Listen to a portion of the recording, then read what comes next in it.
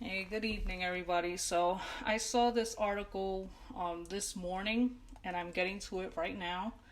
And this is just basically like an update on the Vanessa Guillen case. And I did speak on her like when this happened several months ago when she was killed. Um, and basically, I ended up finding some other articles after this, but this is the one that I wanted to speak about.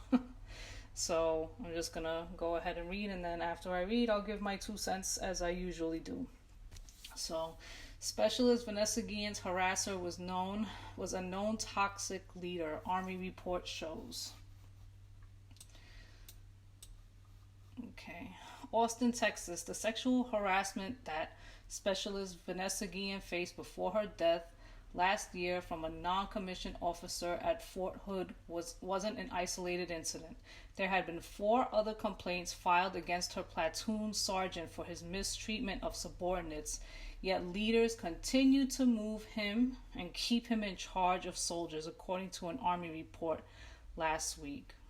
The sergeant, whose name was redacted in the public release of the report, was known to yell, belittle, and threaten soldiers with counseling, delayed promotion, or denial of leave while playing favorites and speaking Spanish in the workplace, which isolated those who didn't understand the language, according to the report. Oh, really?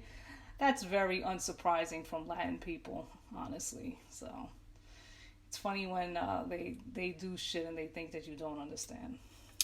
Though the redacted report does not include his position in Guillen's unit, he was identified as her platoon sergeant by General Michael Garrett, the commander of Army Forces Command, who initiated the internal administrative investigation known as 15-6.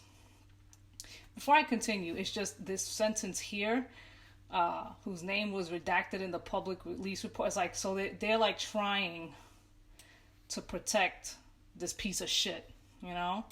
And like when I saw that, I was just like, oh God. I mean, I'm not surprised, but anyhow, I saw that. I was like, oh, so gross.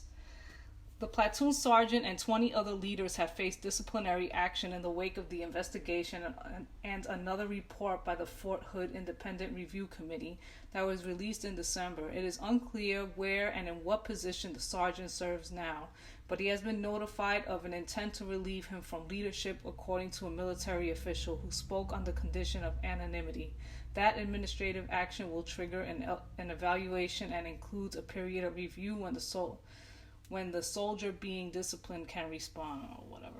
Punishment for some of the other leaders at Fort Hood came because they continued to place this NCO in positions of leadership, which showed poor judgment, the military official said. Others were punished for failing to take corrective actions and effectively implement the Army sexual harassment / assault response and prevention program known as SHARP, according to Army Forces Command. While some leaders were relieved from their positions, others received general officer memorandums of reprimand, a written reprimand that goes into a soldier's permanent file. The report described how a toxic leader in one platoon created an intimidating, hostile environment, and those able to stop the harassment failed to do so. Guillen's platoon exemplified on a small scale how soldiers' erosion of trust occurred at Fort Hood, which was found by the independent and internal Army investigations. In a letter from Garrett to soldiers and the larger military community, the general wrote in his command remains committed to learning from the findings of the Army report, and he will continue to take aggressive actions to place people first and strengthen our culture of trust, dignity, and respect. The Army investigation, announced in September and under the direction of General John Murray, the commander of Army Futures Command, looked into every echelon of Guillen's leadership between April 22nd and July 1st to learn what her leaders knew and when they knew it. The investigation also looked into allegations from the Guillen family that she had faced sexual harassment during the 15 months that she spent at Fort Hood. Guillen, a small arms repairer in the 3rd Cavalry Regiment, disappeared during the workday on April 22, 2020.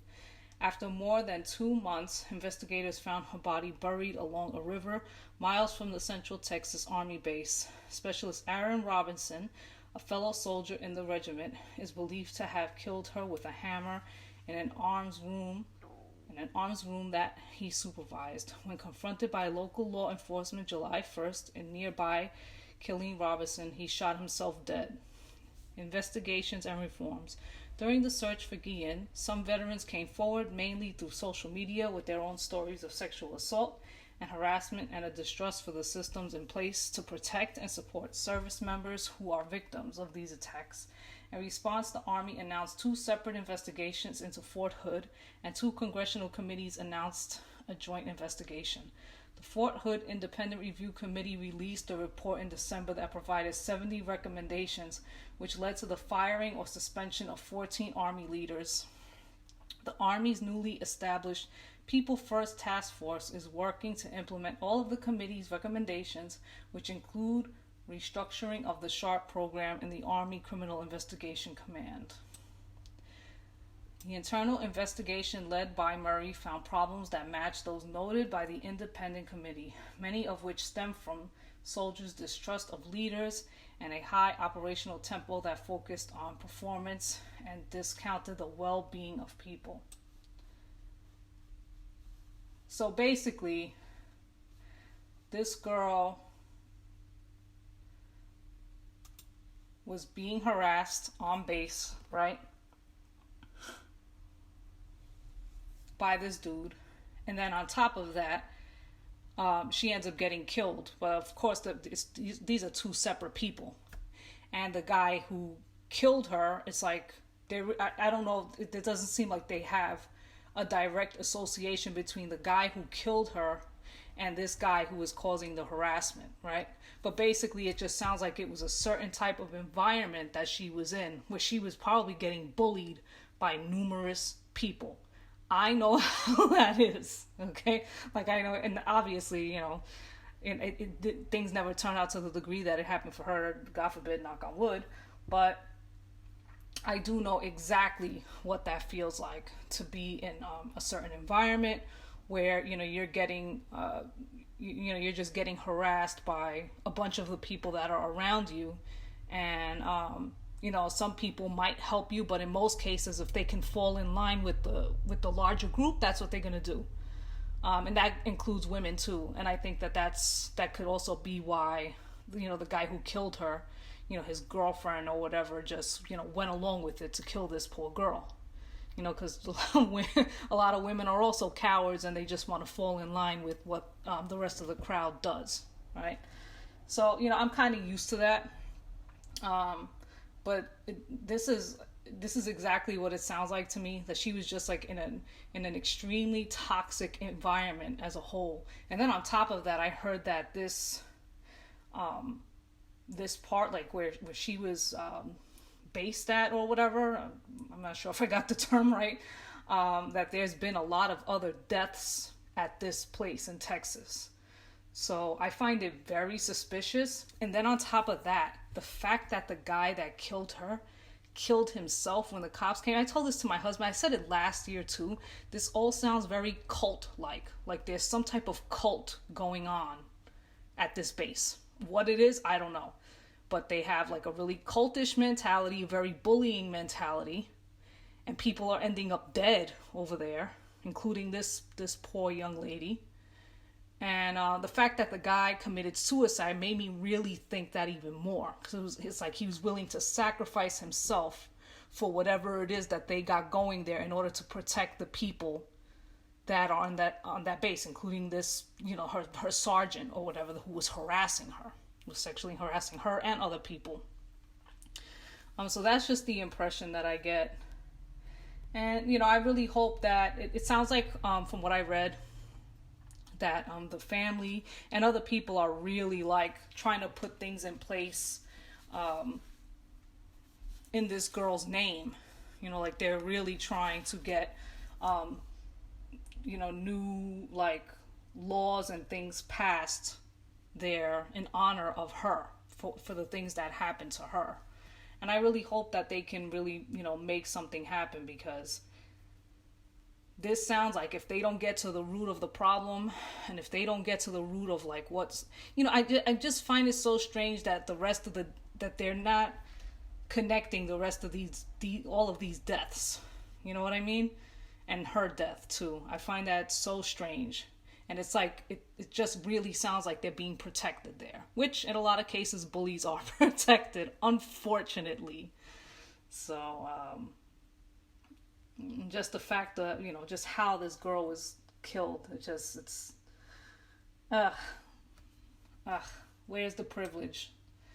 Where's the privilege for Latin women? Where's the privilege for Latin women who look like this? And I know I'm saying this right now, and I can feel the eye rolls and the "oh God" by some people watching this. And I hope that you do it harder. I hope that all you do it harder. Like, roll your eyes as hard as you possibly can so they roll into the back of your brain and go, "oh God," so you pass out. I hope all of you guys do that. Because I can get into how, all the women that are getting killed in Latin America, they're not, they don't look too far different from this young lady. I could get into that too, right? But, then I'm going to be opening up another can of worms, and I'm not going to do that in this video. Because people just want to see things from their side, and that's it. But, I really hope that justice is served for her. I really hope that that these people get, that she gets justice, and that includes all of the people that were harassing her, even though they may not have literally participated in her actual death. We don't know if they took part in that. We don't know if that man who was bullying her was the one who, convinced that kid to kill her. I wouldn't be surprised. You know what I mean? Especially if she rejected the man, I would not be surprised in the slightest. I would not be surprised one bit. So I just really hope that her family gets the justice that they deserve. And I really hope that there's no more deaths at this base after this. I haven't even looked into that, but it's just a damn shame. May she rest in peace. Such a pretty kid. It's just a damn shame. Anyhow, I think I'm going to leave it at that. I think I'm going to go for now. I saw, at least it was like one article I saw with like another Latino kid that was shot and killed. I don't know if I'm going to do that. I don't think I want to. And it sounds like other people on here are going to do that anyway, it seems. Yeah, but I had got the ball rolling on those first. All right, so I'm also putting that out there, that I'm the one that was on here talking about all of these Latin dudes that were getting killed by the cops first, and I was talking about that months ago. So now people want to go ahead and start doing that. Go ahead, be my guest. With that, I'm gonna go for now, and I'll see you all in my next video. Bye.